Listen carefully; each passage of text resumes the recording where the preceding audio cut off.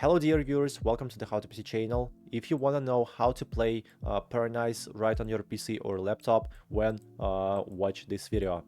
So today we will talk about how to download it right on your PC. Well, let's get started. First of all, you have to understand that this game is also available for Android or iOS devices. But right here on this page in Play Store, you can see that you can also play this game on PC with Google Play Games Beta or another Android emulator.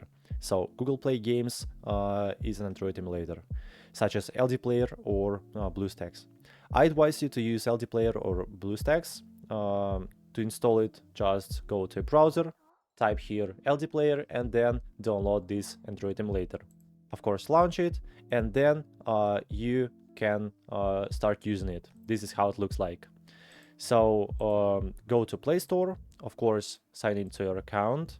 You have to do it to install applications. And then type here Paranoize. After that, click on the install button right here. But as you can see, this game is already installed on my device and I can just start playing it. Let's click on play button. Okay, here is the loading page. Here it is. Now I can start playing this game right on my PC or laptop. I really hope this video was helpful for you. Please don't forget to like it and subscribe. Thank you so much for watching. Goodbye.